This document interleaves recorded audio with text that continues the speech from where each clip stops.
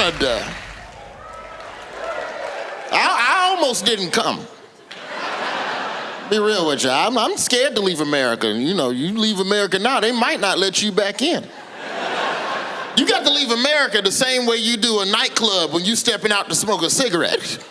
You got to go to customs and talk to the bouncer real quick. Hey, man, you gonna be here when I get back? I'm going to Canada real quick to make a phone call. I'm gonna be right back. Here's the problem with immigration. Like, first and foremost, you shouldn't have to learn the language of the place you choose to live. I think that's highly overrated. Talking to people is a stressful experience. And it's better when you don't understand. It's better. I try to fake it every day. I try to fake not understanding strangers. I don't want to talk. Hey, do you know which way to go? Because here's the thing, we demand that people learn the language. That's what they say. You need to learn the language. If you're gonna live here, you need to learn the language. Learn the language, why? To talk to who? All we do is ignore each other. All social media has done is made us less social. You wanna talk to people and they should learn the language. When you walk every day, you walk past fluent speaking people who speak the same language as you and you don't say a damn thing to them. Because you'd rather mind your damn business. That's how we live now. People get on the elevator. Do you talk to them? No. You can't even make friends for 11 seconds. 11 seconds. That's all you have to do is fake being interested in another human being, and you can't do it. You press your button and you stare at the wall like a drone. So why should we put that burden on immigrants? Why should immigrants have to learn the language? As soon as they learn the language, ain't nobody gonna talk to their ass. They gonna get on the elevator and go, hello, I know the language. Shut your ass up and hit the button. That doesn't make sense. But here's the problem to me. I feel like the only people who should have to learn the language is if you work a job that's life or death. And that's where the problem lies in immigration for me. I have a foreign doctor. He's fluent in English, which is beautiful. The dude, fluent, does his job beautifully. But the problem in America is that they teach people English, but they never teach them proper inflection. I got a doctor that gives me bad news in a good news tone, and it's stressful. Because he never learned how to properly say bad stuff. My doctor come here, yes, we are looking at your blood work, the abnormalities with the cholesterol. If you're not careful, heart attack. I go, wait a minute. That's not how you say heart attack. That is not how you say heart attack. Heart attack is not a tiptoe word. Heart attack is a downhill. There's only 3 or 4 tiptoe words in the English language as it is. It's woo-wee and damn and yeah, like that's it. Heart attack is not one of them. I was talking with some of my little cousins. They got me back playing video games again. I went back and started back playing Street Fighter. Street Fighter, that's my game, man. Street Fighter, if you don't remember this video game, Street Fighter is a video game where the basic premise of the game is where 2 strangers show up in a public place and whoop each other's ass. That's it. That's the entire game. One dude walks up to another dude. Hey, meet me at the fish market during normal business hours, and I will beat your ass. That's the best part of Street Fighter, is that there's people in the background shopping, acting like an ass whooping is not occurring right in front of them. It's 2 grown men in a fish market throwing fireballs at each other. Hadouken, Hadouken, and right behind them, it's a dude. Yeah, let me get some crab legs. And I'll take some of the snapper. Yeah, Hadouken. Yeah, box it up to go. I'm gonna take that to go. They throwing them fireballs, yeah. Best part of Street Fighter is that the police never show up. Nobody snitches during Street Fighter. First of all, if you call 911, would they even believe the fireball call? 911, what's your emergency? Yeah, y'all need to get down here. It's 2 white people throwing fireballs at each other. Sir, this line is for emergencies only. What you think a fireball is? sir, we need a real emergency. Okay, there's a black person here and they're just reading on a bench. Thank you, guys. I've been taking CrossFit. And judging by your reaction, you all hate CrossFit. You're like, screw that, it's a cult. I'll tell you what it is. It's a cult. But here's the thing. I was like 90 pounds heavier than I am now, and I lost a ton of weight doing it, and I love it. Now, if you don't know what CrossFit is the workout craze just sweeping the nation. Now, here's what you do. You pay to go to a gym to hit tires with sledgehammers. You pull ropes, you push sleds, you carry heavy buckets from one end of a gym to the other. But the irony of it is not lost on me. Because if you think about it, it's not blue-collar people that like CrossFit. It's white-collar people that like CrossFit. So basically, white-collar people are paying to simulate work that they themselves would never be caught dead doing. Isn't that amazing? I love that idea. Every time they talk about building a new transit system in a city, they're always arguing about, oh, it's gonna cost $80 million and raise tax revenues. No, it doesn't have to. I get a way you can build every train system in the United States and Canada and make a little money at it. Just tell suburban white women it's a workout program and charge them $99 a month to build the friggin' thing for you. They're already doing it anyway, right? Plus, how awesome would it be driving out to your local airport and looking off in a field and seeing a gaggle of cougars in yoga pants with pickaxes all just breaking the ground while they're doing it. You got a house DJ about 10 paces behind them spinning dubstep while they're doing it.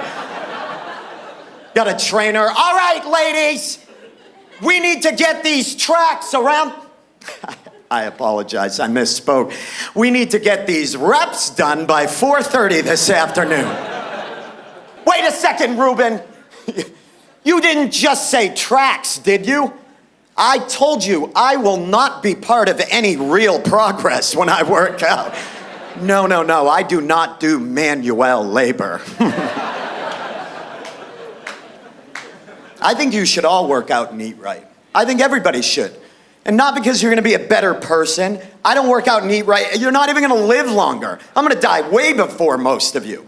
I grew up in Maine, which is an epic hole. And I grew up on a diet of Appalachian nutritional failure. My family used to eat Boston Market twice a week. That's disgusting. Rotisserie chickens are just white trash lobster. That's all they are. And they're for poor people. Chickens are peasant food. They are.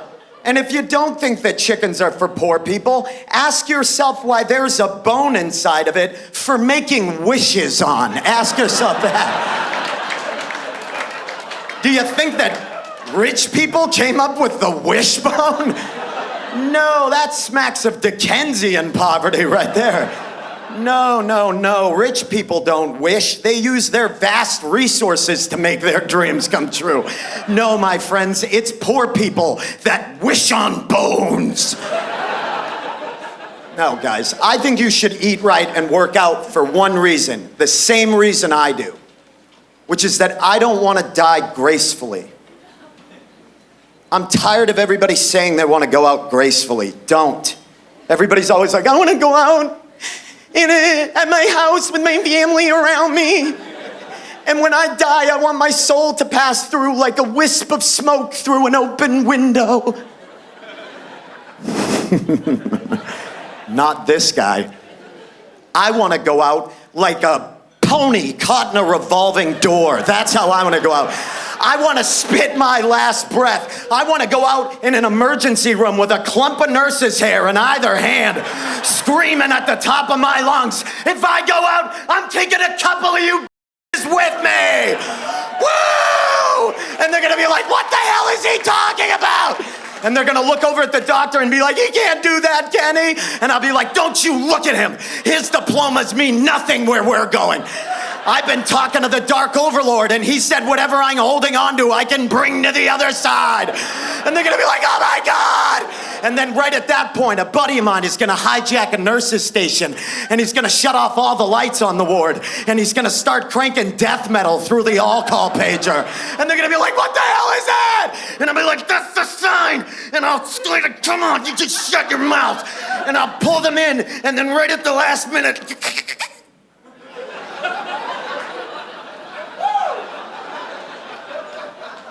I'll flatline.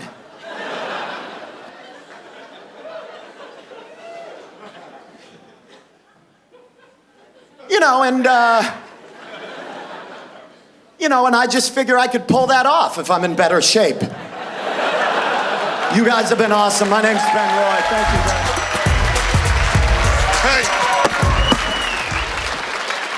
Hey, what's up? Are you guys mad at me? A little bit about myself. I am bluish. I am black and Jewish. Black and Jewish, black and Jewish, black and Jewish, black and Jewish. See you at the crossroads. My dad looks like Arthur Ashe, and my mom looks like Howard Stern. Anyway, that's why I look like Jar Jar Binks. I went to a music school in Boston called Berklee College of Waste Your Money Music. Thank you. That's the dean of the college. I went there because when I was 18 years old, society was like, what do you want to do with your life? And I was like, play bass lines, my man. What the fuck you think? Bow, ba-dum, bow, bow, bow, ba-dum, bow, bow, bow, bow, bow, bow, bow, bow, bow, bow, ba-da-da-dum, ba-da-da-dum. And then my college was like, great, that'll be $120,000. I'm actually not too into football. I'm more into basketball. I love I was watching this documentary on the NBA. It was called The Golden Years of the NBA, and they were interviewing Magic Johnson and Michael Jordan, and then they would cut to Bob Cousy, who was like an all-star basketball player, but back in like 1966. And now he's just like this shriveled up old white guy.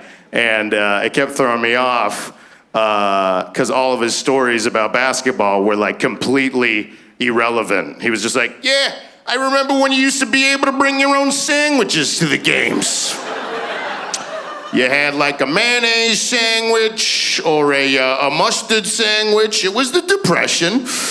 And one time I was standing at the 1-point line, and I could barely breathe because all the players were chain smoking cigarettes. Next thing you know, I look up in the stands. Wouldn't you know it, J. Edgar Hoover is f***ing my wife in the It's just like, yeesh. It's very exciting. Americans can go to Cuba now. You guys have been able to go forever, but it's very exciting to us. So I went to Cuba, and I bought this souvenir in Cuba because it is the worst English translation I have ever seen in my entire life. And it reads, if you enter to our kitchen and the she finds it dirty, it is because the one that not scrubs this, and the one that this, it is not the one that scrubs. And as you he won't scrub, don't criticize as this. Don't criticize as this. Works in every language. I like to think that the translator like had a stroke and set Google Translate to Shakespearean English. And his boss was just like, you gotta get shit on the shelves, Julio, now. He's like, oh, damn it. If you enter and the she finds it dirty. I like to think that this is the first draft of the TLC song Scrubs. Like T-Boz wrote it in a rush, and Chili and Left Eye were like, yo, what? You just won a Grammy for Waterfalls and you're giving us this bullshit, T-Boz? It is because the one that not scrubs this, and the one that this, it is not the one that scrubs, and as you he won't scrub. No, I don't have it yet, damn it. Next time I have an audition and the casting director's like, you can bring in your own monologue or scene from your favorite movie to perform, I just want to bring this in and put it in her lap and just be like, yeah, that's my headshot at the top. And just do the dialogue off of this as if it's the dramatic performance of a lifetime. If you enter to our kitchen and the she finds it dirty, it is because the one that not scrubs this and the one that this, it is not the one that scrubs. And as you he won't scrub, don't criticize as this.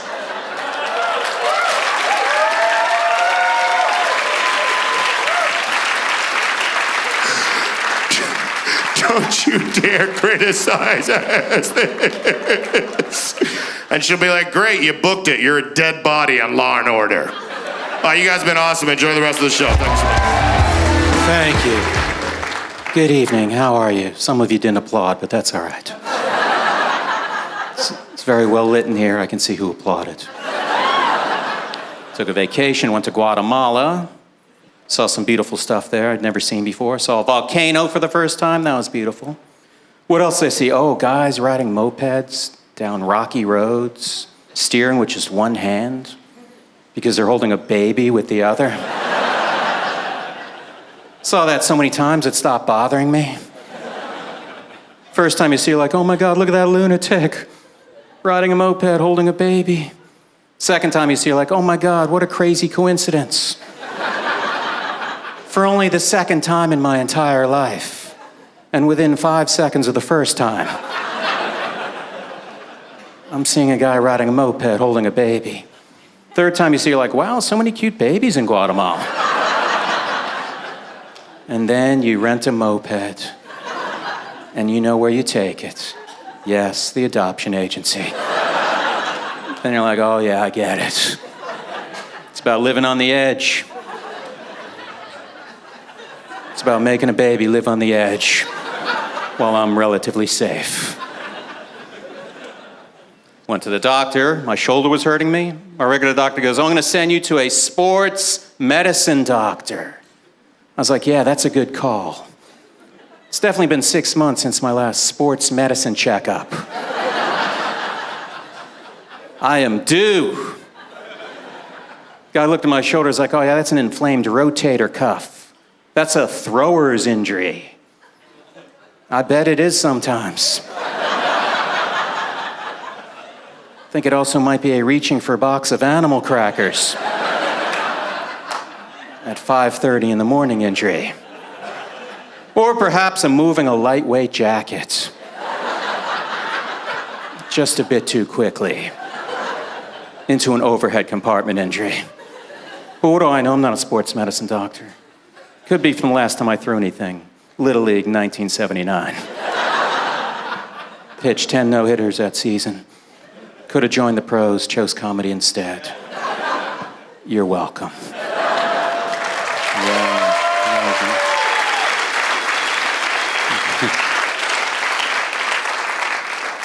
Saw a doctor on TV talking about how to work exercise into your daily life without going to the gym. He had an interesting suggestion. He's like, we all make 3 phone calls a day, right? They last 10 minutes each. Just walk around. Why are you making these phone calls? That's 30 minutes of exercise every day. I was like, I haven't made 3 phone calls in the past year and a half.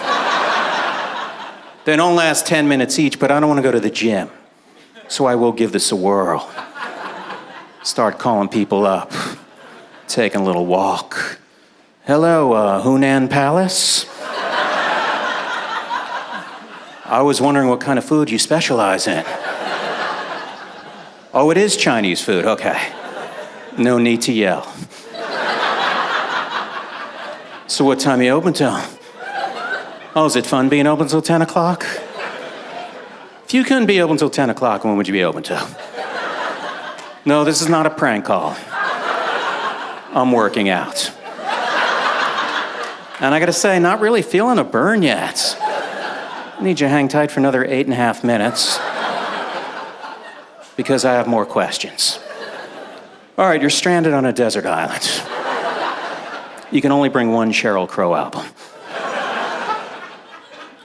Yes, Greatest Hits is the right answer. I've never dropped my phone in the toilet. That's a good thing. Someone tells me they dropped their phone in the toilet, their next sentence has to be, so of course I left it in the toilet. Because it wouldn't even occur to me to reach my hand into a toilet to avoid buying a new phone. Some people say, but I put in a bowl of dry rice after. Oh, the way a surgeon preps his scalpels. I think I saw a show about that on the Discovery Channel. It's called Uncooked Rice. Nature's disinfectant. I asked this woman if she ever dropped her phone in the toilet. She goes, I did, but there was no pee in there. Really? Never? That is the luckiest series of events ever. They're installing a new toilet. You're first in line. Mayor cuts the ribbon. The glare from his scissors blinds you. You slip, you fall, you drop that phone.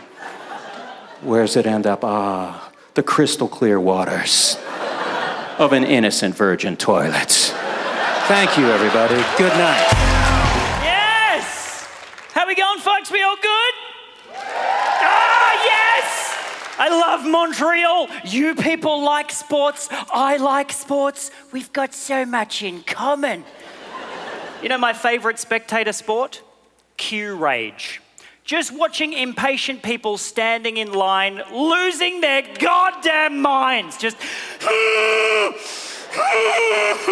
love it. It's the best. Because there's nothing you can do when you're standing in line. You either stand in line or you piss off out of the line. Standing there going, God damn it! It doesn't do anything. It's endlessly entertaining. My favorite ever moment of queue rage, I was in the supermarket recently. And you know how in the supermarket you can beep your own You know what I'm talking about? How they let you do your own bloody beep. Yep. That's queue rage in action right there. Because we got so sick of watching other people scan our goods, we're like, piss off, let me do it. Boop, that's how you do it. Boop, look at that. Boop, see how quick I am? Boop, oh yeah. Boop, oh, I'm getting old here. Boop, wait. Fruit, hang on, fruit. Where's the fruit there? Is that a red delicious or a royal garlic? Oh, it's a pink lady. Oh, that's a good price for this time of year. It must be on special. Okay, go.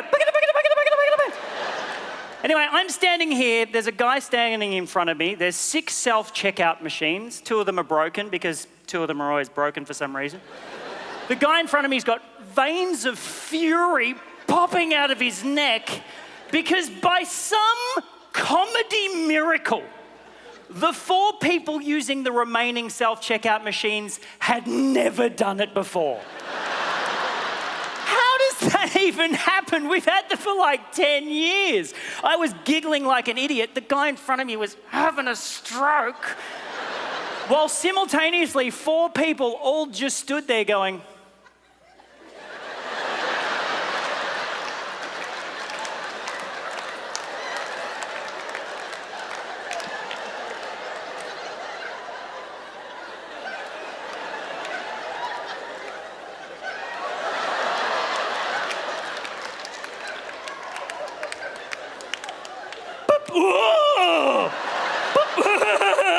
and the guy in front of me was like, oh, this is bullshit! Turning around to me to try and absorb me into his bubble of hatred. Can you believe this shit? Like it's the greatest injustice he's ever encountered. Like Doctors Without Borders ran out of antibiotics just before they got to his village. Oh, we're all gonna die! It's a supermarket queue, you bull. Relax. It was a long flight on the way over here.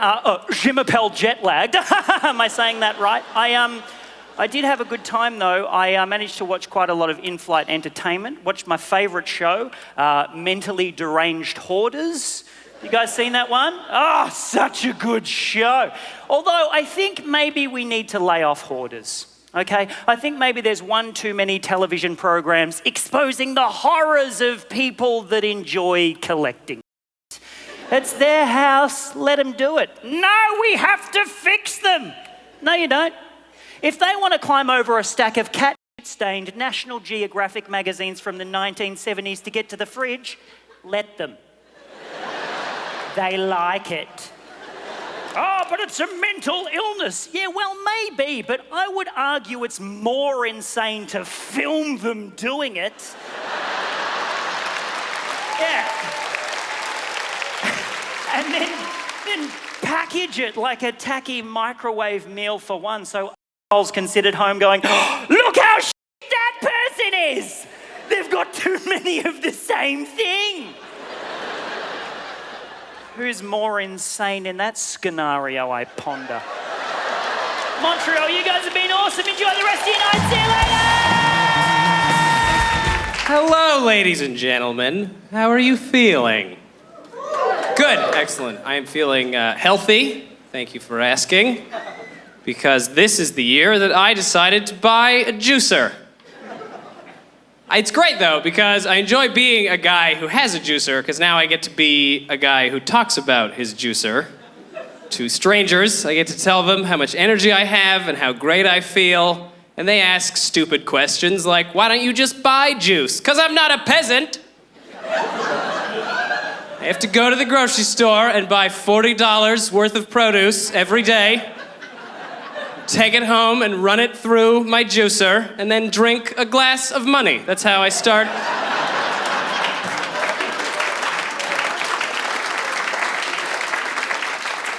Every morning.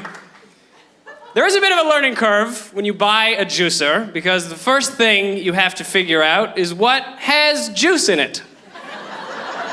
Because a lot of things do not. If you put a banana in a juicer, you get nothing. There is zero return on investment when you juice a banana. All you've done is found a very loud way to completely destroy a banana. They do want you to juice carrots, though, and I know this because on the front of the box the juicer came in, there was a picture of a glass of carrot juice. And after juicing 2 carrots, I learned that that glass must have contained 40,000 carrots.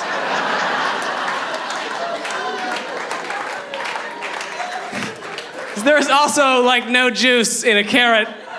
You should just eat carrots. People have been doing that for a long time. It's been fine. You can juice a whole bag of carrots, and you will get a glass of juice that is that big.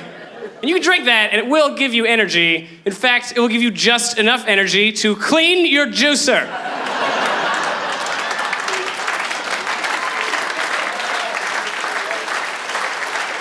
I made the mistake of going to see animals at the zoo recently, which is a dumb idea, because it's over for the zoo. There are way better ways to see animals. You can name any animal. There's a 12-disc Blu-ray set of videos of that animal happy, narrated by Morgan Freeman. You don't have to go to a place where it's being held hostage and watch a kid try to feed it a balloon. It's not fun. The zoo is such an old idea, right? It was invented like 1,000 years ago by rich sultans who were like, I'm tired of murdering poor people for fun. Someone bring me a strange beast from a wild land. And they left and they came back and like, we found this tall horse with a long neck. What do you think about it? Does it do anything? Well, it tries to run away all the time. I think it hates it here. It's probably cold. It was really warm where we found it. I don't care. I want it forever. Put it in a box. It's mine. Go get me another thing. And they came back like, we found this cat. It's really big. It's got fur around its head. Can I pet it? No. It's really mean. In fact, it killed most of us. All right, fine. Put it in the box with my neck horse. It's killing your neck horse. Oh, we're learning different boxes for my weird things. And then we just kept doing that. Thank you. But it is amazing that the zoo is still around. And there are terrible zoos in existence right now. The zoo I went to was an outdoor zoo in Canada. That shouldn't exist. It was just a bunch of squares of chain link fence they put animals in. They didn't even cut down trees. You know how weird it is seeing a camel next to an evergreen tree? It really takes away from the experience. Or I walk up to one of the cages, it just said tiger, and then all you could see was a forest. And I asked an employee, I was like, is there a tiger in there? He was like, I don't know. It's probably behind the trees. Well, have you checked? I'm not going in there. Says there's a tiger. The weirdest part about that zoo I went to, though, was I went into the washroom at the zoo, and they had a baby change table in the washroom, which is not that weird, but on the outside of the baby change table, they had an instruction panel, but the instructions were only written in Braille. It's kind of weird. Like, I know blind people have kids, obviously, but I'm guessing they have jumped the difficult hurdle of learning to change that diaper at home. They're not learning that for the first time in the washroom at the goddamn zoo. This seems like a good place to get on top of my life. It's not happening. Even above that, it also raises the question, who brought a blind person to the zoo? You are such a What are you gonna do, walk around all day? Are you having a good time looking at animals? No, not at all. That's the one thing I can never do. My other senses are heightened, though, and it smells like here, so...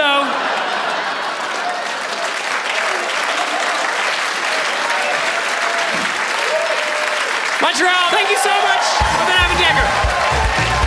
It's great to be here. I'd like to play a song for you. This song is called A World on Fire. This next song is a little bit longer.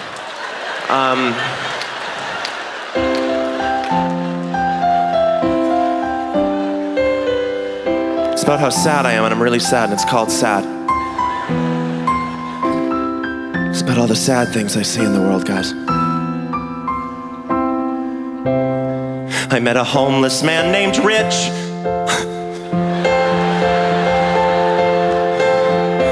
Isn't that terrible? I saw a flyer for a lost dog, and the dog didn't have any legs. I saw a diabetic kid, yeah, trick-or-treating. I saw a giraffe that had a small neck. That was sad. Or a deer. I saw an old man get hit by a train. He didn't see it in the pouring rain. He didn't hear me shout, look out for the train. Because I didn't say anything. I just thought to myself, ooh, this is gonna be sad. And it was. I'm a genius.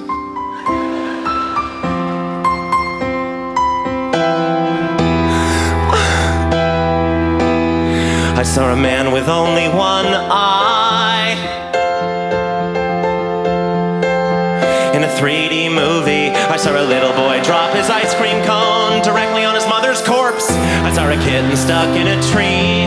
Then the kitten jumped off and he hung itself. I saw a boy who had red hair. I went to a store looking for something to buy, but they only sold paintings of the same sad guy. No, wait, this store sells mirrors. See what I did there? Let's rock! No. The world's so sad, Montreal. Pain, starvation, AIDS, you know.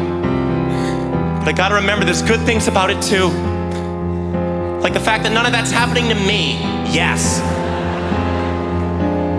Still though, it's hard not to be sad about it. How do y'all do it? I've been telling you guys depressingly sad things this whole song. You haven't been sad at all. You've been happy. No, you've been laughing. That's it, laughter, it's the key to everything. It's the way to solve all the sadness in the world. I mean, not for the people that are actually sad, but the people like us that gotta deal with them all the time. Being a comedian isn't being an insensitive capitalizing on the most animalistic impulses of the public. It's being a hero. The world's not sad. The world's funny. Yay, I'm a sociopath. Thank you very much. I had a lot of fun, thank you.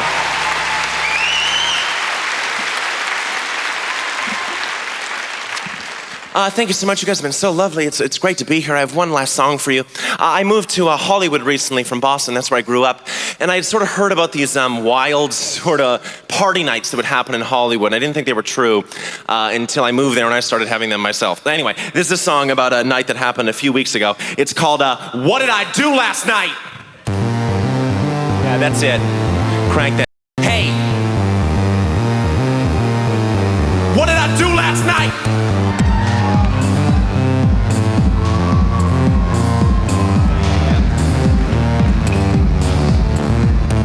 I cried myself to sleep. Thank you very much. Good night.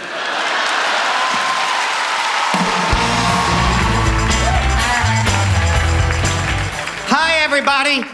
That's my new funny walk. No time wasted. You're laughing as I'm walking out. Hilarious walk on. Who else does that? Nobody, because it's embarrassing. Hi, how do I look? I've lost weight. What do you think? How am I looking? Thank you. Thank you. I'm extremely ill. Thanks for clapping. Appreciate that. Lost 12 pounds since lunch. Happy now? The doctors say I'm not going to make it. Career-wise. Now, why would the doctors weigh in about my career during a routine physical exam?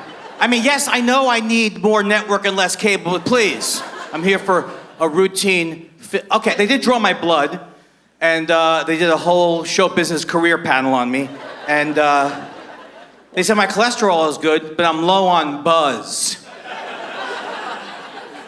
Why did I go to that direction? Actually, there's a lot of buzz around me, but they believe it's tinnitus. I'm a comedy veteran. I've been doing comedy for over 28 years, which means I've been doing it for 30. I was in Atlanta, Georgia, and I misread a sign in a parking garage. I thought the sign said, "Please pay uninformed cashier." But that's not what it said. It said, "Please pay uniform cashier," which I thought was still confusing. I don't know what kind of a uniform they have, like a tie made out of coins? What are they? But I thought it'd be a great attraction if a parking garage did have an uninformed cashier. Wouldn't that be great? People would come from miles around just to park there and they go up to the booth. "How much do I owe you?" "I don't know. I really have no idea. But you work here." "Not informed about my job." "Should I stick it in the slot?" "Oh, there's a slot?" And things of that nature, everybody. Yes, clap because it feels good just to shake it up. Just to get the old blood flowing. Look at that walk. Nobody walks around the stage aimlessly like me.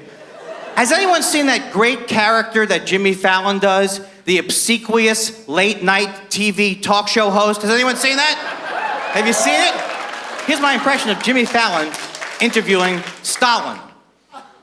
"Stalin, so great. Thanks for coming on the show, Stalin. Big fan. Stalin, I heard you killed 30 million people. That's crazy. Would you like to play charades?" After these messages, Jimmy will play Twister with Stalin. Speaking of evil, vicious dictators, and I mean Jimmy Fallon, switcheroo! Oh God, my own over-the-top performance is bothering me. I am still obsessed with Hitler. I'm Jewish, and I am obsessed with Hitler. I have a Hitler Google alert. He's not getting a jump on me next time. I have a keyword blitzkrieg. Do you know Hitler used to refer to his enemies as haters? Call me later on that joke. It's very funny if you think about it. In Israel, about a year ago, they tried to pass a law that made it illegal to refer to the Holocaust inappropriately. I don't know if they ever passed the law, because I don't research my jokes. I just hope they stay the same. But if they pass that law, everybody in Israel will be in jail. Jews have to refer to Hitler. I refer to Hitler and the Holocaust 4 or 5 times a day. I go to the airport, the flight's late. What is this, a Holocaust? I've spoken to Holocaust survivors, and they have told me that references to the Holocaust on a scale of 1 to the Holocaust are 1, okay? They know what happened. Me saying it is not going to trigger anything for them. Oh, thanks for reminding me. I get very dizzy when I get very nauseous easily. That's why I can't take a helicopter ride. I can't do it. That's the only thing that kept me off of SEAL Team 6. Also, I can't swim. That's the two things that kept me off of SEAL Team 6. The elite fighting team from America. Read the paper. Also, I don't like to go into buildings when I don't know what's happening inside. Oh my God, Osama bin Laden's in there? Why would we go in? I think, let's stay out here. Sounds like a better idea. I forgot my helmet in the helicopter. Folks, that was supposed to be a closing joke. It certainly didn't land the way I hoped it would land. But thank you for experiencing it. God bless all of you. Please enjoy my hilarious walk back. Good evening, ladies and gentlemen. I am Paul F. Tompkins. I live in Los Angeles, California. And I'd like to tell you a story about a place in Los Angeles, California called the Magic Castle. The Magic Castle is a private club for magicians. This is a true thing that I have just said to you. Magicians have their own private club, and it's called the Magic Castle. This is a place where magicians can go to not get beat up, presumably. And the Magic Castle is a more elegant name than the Magic Fort. My wife very much wanted to go to the Magic Castle. We managed to get some passes. It's very exclusive, very exclusive. We got all dressed up to go, but there was something I saw there that haunts me to this day. It was a very strange thing that I couldn't process immediately. At the Magic Castle, the walls are covered, floor to ceiling, with magical. There's just props and top hats and wands all over the place, playbills and posters just crammed floor to ceiling. It's too much, frankly, and sometimes you have to just let your eyes go soft so you can remember who you are. And so there's all these portraits of magicians, some famous, some not famous, magicians from the past, magicians from the present, none from the future, because it's the Magic Castle, not the Science Castle. And at one point, I saw a portrait of this older gentleman, and I knew instantly, as soon as I saw it, something is not right about this picture. Paul, there were real eyes in the eye holes. No, there weren't. Opportunity missed, by the way, Magic Castle. It's just a regular old painting of this older man, but I knew, looking at it, on a cellular level, something is wrong with this painting. I stared at it, and then all of a sudden, like a magic eye drawing, I saw it, and then it was all I could see. It was a painting of an old man. This guy was probably in his late 80s, early 90s. From the looks of his clothing and the frames of his glasses, it was probably painted in the late 60s, early 70s. And I'm looking at this painting and I realize all of a sudden very clearly that the man in this painting is wearing a toupee. It's a painting.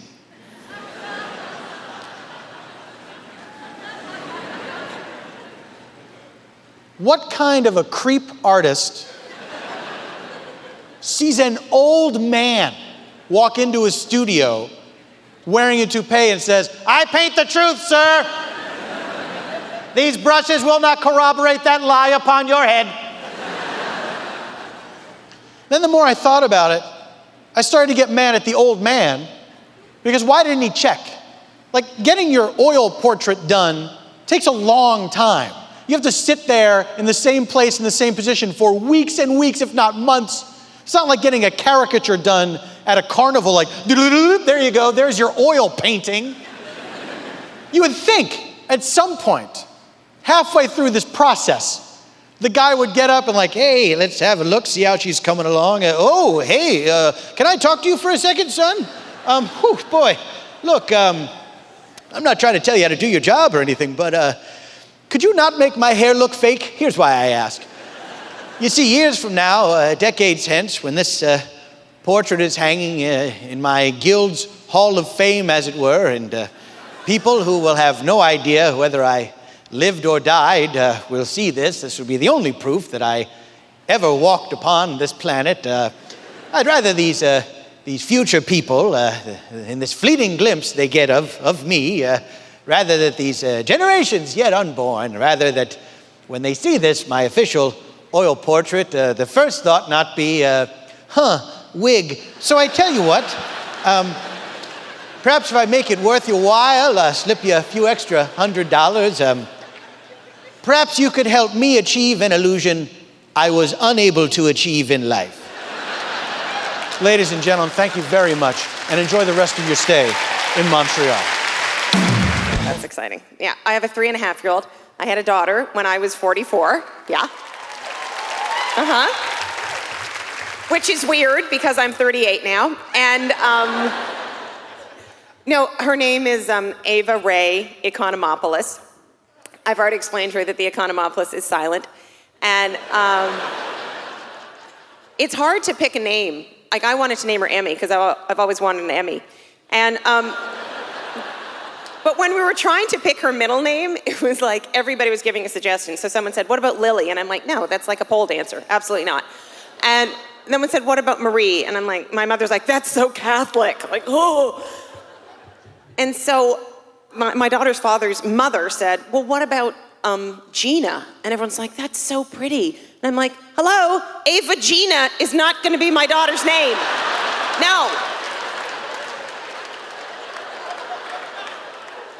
You know, we'll be at like the christening and the minister will be like, Ava Gina. What? And you know, she'd be like a rebel at 16. It's pronounced Evagina. Do not rub me the wrong way. Anyway, wrong? Wrong, a little bit wrong? Because I was so young when I had my baby, I had like 1 million sonograms taken, so I started my own website, MyTubes. And it's sort of bizarre though, because she loves candy and she's constantly taking her clothes off. And she goes up and like dances to people like a little call girl. She's like, got any candy? Candy. I'm like, stop it. It's kind of perfect that I have a 3.5-year-old because I'm like basically perimenopausal, so we're like perfect companions. We both cry uncontrollably for no reason. We love candy and we enjoy battery-operated toys. So I was reading her 50 Shades of Grey, and no, it's the Canadian version, 50 Shades of A. It's the same story, but everyone says sorry right afterwards. And that is the most unrealistic books I've ever seen. 3 volumes of sex, not 1 bladder infection. Fiction, okay, fiction. Seriously, she should be on an IV of cranberry juice by the 2nd chapter. Just like.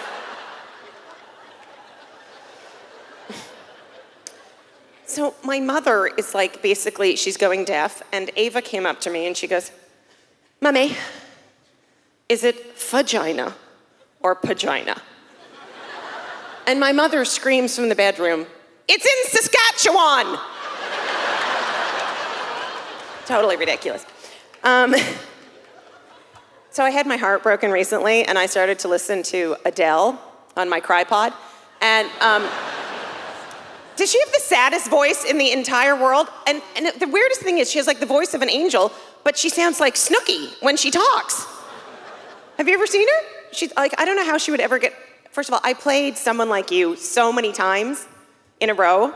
The couple below me broke up, and newlyweds, so sad. But it's so depressing. How does she ever get through a recording? Can you play that back for me?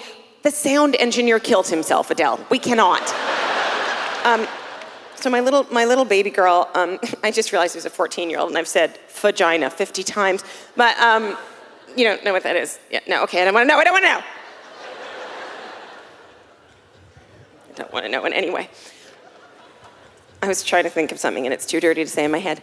I love these women who have have you seen the women with the double strollers, the twins? And then they have the 3rd child stroller underneath, which should just basically be shaped like a therapist chair because they've forgotten that they even have that child. That child has had Loblaws bags thrown on its head.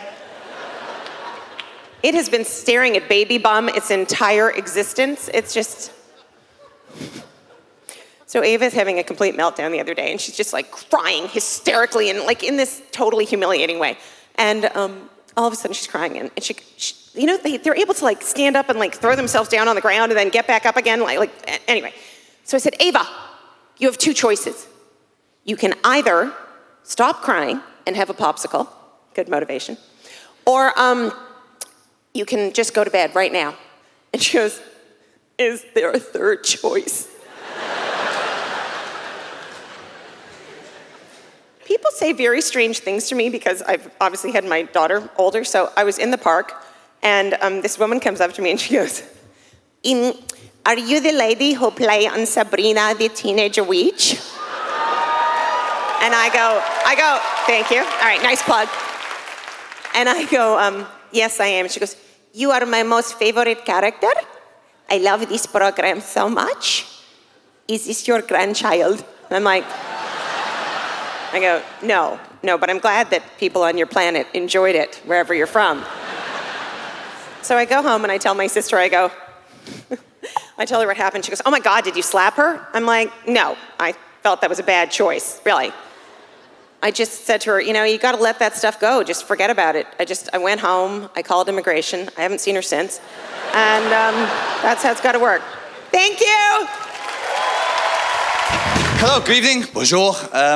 I am from Britain, it's true. I love Montreal, I've had a great time here, but I'm actually trying not to drink that much. British people, of course, have a reputation for it, and I used to drink a lot before shows. I would regularly have maybe half a bottle of wine before going on stage, and I would do that religiously.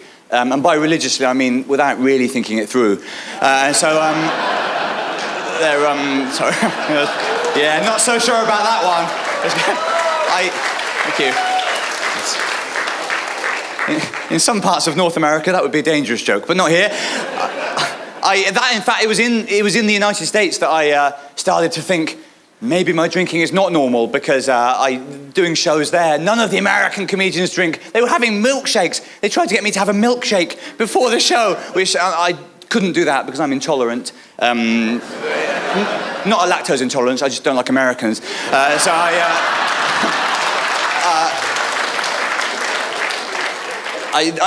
People often imagine that I consume nothing at all because I'm obviously so pathetic looking, there's no stature to me at all. And ironically, I mean, I'm always eating. I love food. If somebody said to me, yeah, thank you. Yeah, woo, another food fan is in the house. It's good, isn't it? It's really getting popular, food. It's catching on. They reckon in 10 years, everyone will be having food.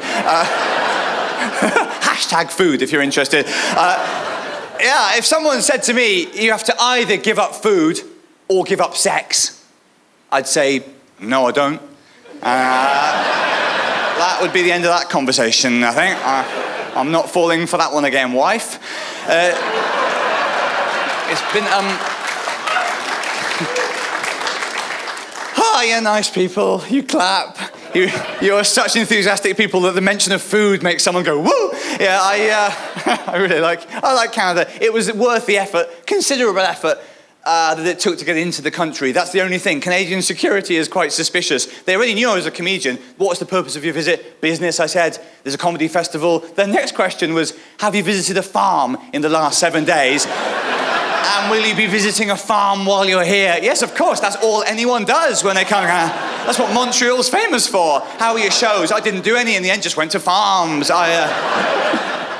How did you enjoy Canada? It was mostly just sheep and arable land, as far as I can make out. It's one hell of a country. How did it compare with the farms you went to all over the world? Oh, they're very special, those Canadian farms. But yes, it was worth it. I think there's a certain amount that we have in common, the Brits and the Canadians, a certain kind of fairly low-key approach to life. Fairly small things seem to shock the Canadians. Well, I'm taking my proof from a song. 3 times while I've been here, I've heard this song, which was a huge hit in Canada. I'm sure you've heard it. It's coming out of every building. I just met you, and this is crazy. But here's my number, call me maybe. You know, this song is really repetitive. It's in my head. Here's my number, call me maybe. Is this crazy? Is this what passes for crazy in Canada? I would say, if you've just met someone and you like them, trading numbers is pretty much the least crazy course of action I can imagine, really. I think the song should go, I just met you, and this is pretty solid admin, really. I just met you, and this will work out fine. The song, for me, would be a lot more truthful if it said, hey, I just met you, and this is crazy. I've written my name in shit on your garage door.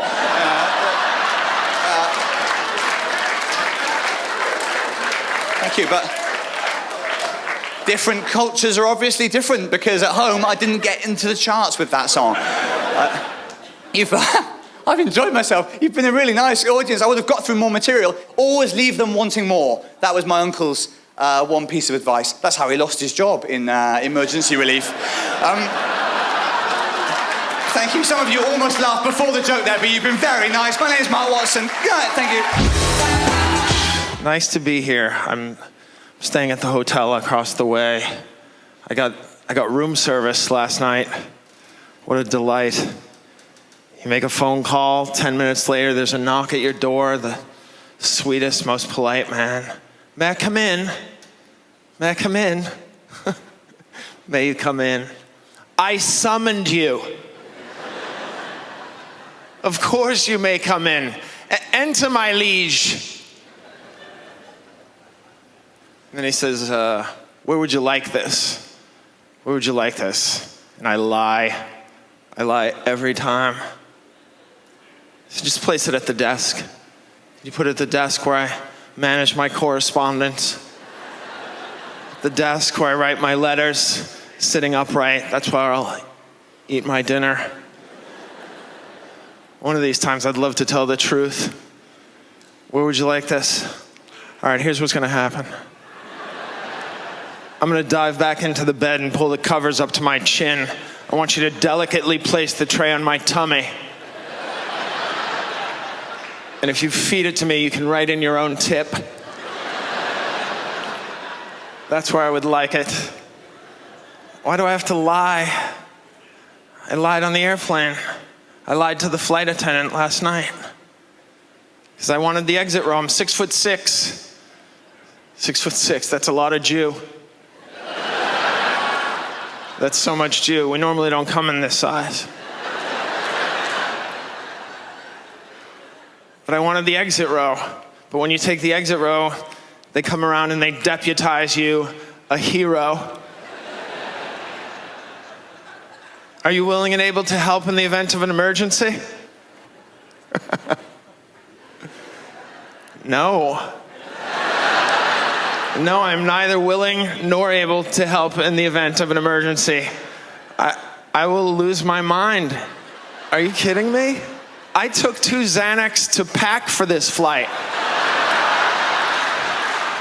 You think I'm gonna usher strangers from smoldering wreckage? No. I played hockey when I was a child. Do you like me now? I did. I really wanted to figure skate. But then I knew myself, that I knew I would not be able to handle the scrutiny. And I realized that figure skating, as brutal as hockey is, figure skating is much more brutal, barbaric even. They make the woman finish skating after she's fallen. Lowest point in your life? Keep dancing, sweetie. Yeah, try another Lutz. They should race the Zamboni out there, scoop her up and whisk her off into a private room where they give her a carton of Marlboros and a pillow to scream into. She's not gonna win. It's over. You never see a woman on the gold medal stand with slush running down her thigh. Split lip and a bloody nose. Let her start to regroup. Instead, they make her finish skating. Give her scores. We know the scores. And then they interview her. Don't even give her time to recombobulate. She's apologetic. I'm sorry I'm late. I was just digging out from under an avalanche of broken dreams. Hi, Mom. Hi. Thanks for turning a carefree hobby into a joyless prison. I've never tasted a brownie.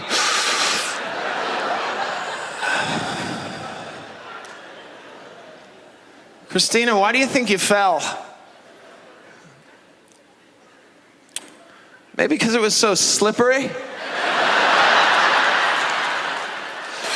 Yeah, it was like a sheet of ice out there. They ought to do something about that. Maybe throw down some rock salt.